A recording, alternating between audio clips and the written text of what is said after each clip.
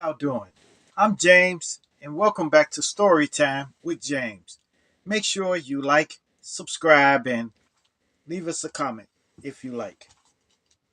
All right, this one is called My Home, My Car. Yes, look, there's 500,000 Americans are homeless now, okay? 500,000 are homeless. Are homeless, like living on the street, and some in their cars. And that's a pretty sad case. But it could happen to any one of us. Any one of us, it could happen to you know because it's a lot of people living paycheck to paycheck, paying their rent, their light bill, their insurance, and everything, and medical bills and everything. They're just a step away from being homeless. Okay, like one time it happened to me. Look, one day I had just a small apartment, a duplex apartment. So I had this apartment, and I wasn't making that much money then. So I was making just enough to survive with, just enough to pay my rent and pay my light bills and everything like that. So one day I had a program, so I had to go to. So I drove to the program to do the program. So when I got there, the program went well. This was my program. It was my Mask and Tape Treasures class. Okay. This class went well. Okay. Actually, it went exceptionally well. Okay. So after the class, I packed my car up and I proceeded to drive home. I stopped at the gas station, put gas in my car because I got a check from the class, that day. So put gas in my car, and I was coming home. So when I got a block away from the house, all of a sudden I saw a lot of fire trucks down the street. So I was thinking, how am I going to get around these trucks so I can get home? You know. But as I got closer, I noticed that they were in front of my apartment, and they were bringing my couch out. No, the love seat out. And I said, "What in the world?" And I jumped out the car and ran to the door, and they wouldn't let me come in, because I left an iron on. An iron. I was in my haste of getting ready for this program, and I ran out the door. I left the iron on, and it burnt like my bedroom and everything. But I'm lucky that it didn't burn a lot more than that. So all of a sudden, instantly, I was homeless. Instantly. Yeah. But I could have went to my sister's house or somebody's house, but I didn't want to. Actually, I was checking another place out. So, and I was going to get another place, but they told me I had to wait a week, you know. So I was figuring, I said, oh my goodness. I said, and so I didn't have no choice. So I put all of my stuff in storage, in the apartment. Took all the stuff out the apartment and put it in storage. Then I uh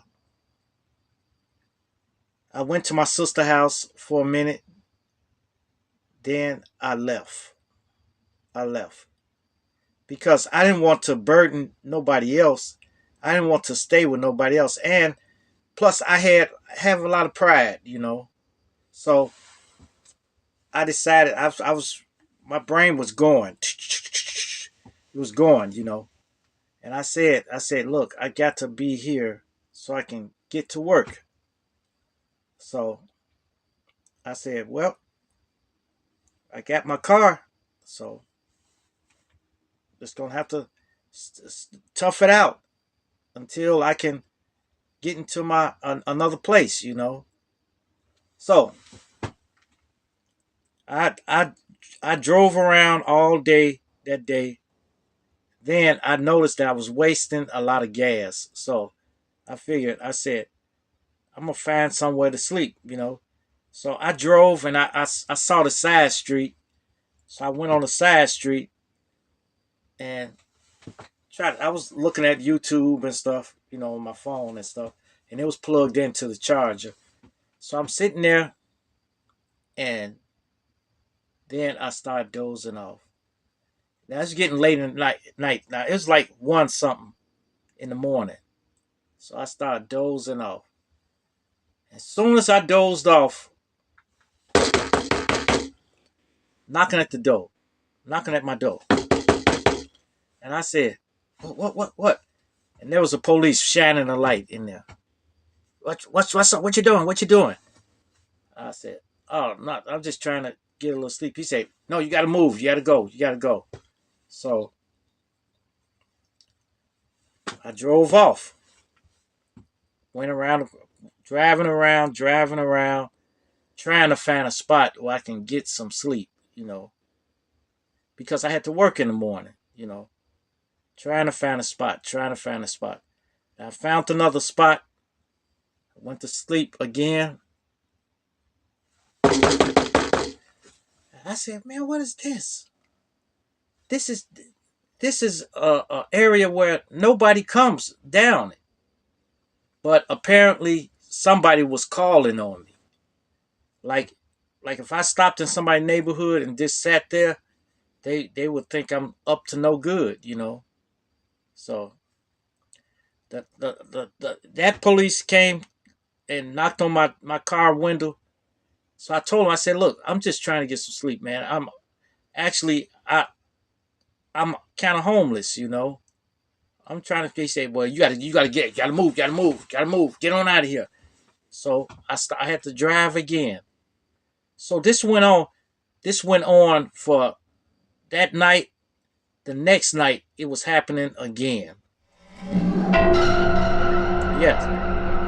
So I got very little sleep, and I was able to take a shower up at what's that place called? It's a fitness center. The fitness center, they have showers in there. So I went in to take a shower and everything, and put clean clothes on and stuff. So this went on, just went on, and then like on that fourth day, that was the last day, and that last day they woke me up again, and then I said, "This sucks. This sucks. I got to get in my place." So I called them down there that at the house I was getting ready to get, and he said, "Well, we ain't finished with it, man, but." I told him, "Look, I'll finish it. I'll finish it." He said, "What?" I said, "I'll finish the house. Just let me come in, you know." He said, "All right." And I went back in. I went in there, and everything was gravy. Then I stayed in that place for like almost 8 years. So look, after that, I knew then. I knew then that I knew my sister was going to help me, and I knew people was going to help me, but I had to tough this out. I had to tough it out. I had to tough it out for 4 days. 4 days. I toughed it out, and it was terrible. So I feel for those people. I feel for people who have to sleep in their cars. I feel for people on the street, you know, who don't have cars. I feel for them extra. So telling you, man. So if you see a homeless person or a person that's living in their car, don't call on them, unless if they throwing trash out there, the car and stuff like that. Then yes, by all means, call somebody on them. Call the police or something.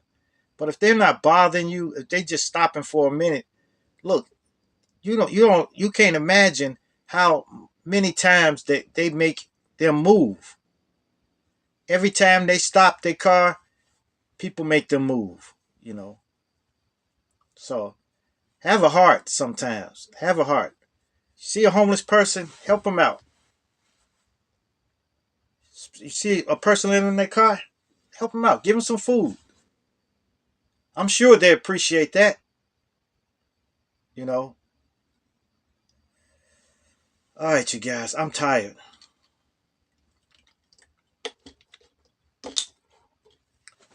Make sure you like, subscribe, and leave me a comment if you like. And hit that bell notification. Hit that bell notification so that you know every time I drop another video. And share, share, share. Share my videos with your family. Share it with your friends. Share it with your loved ones. And even share it with your enemies.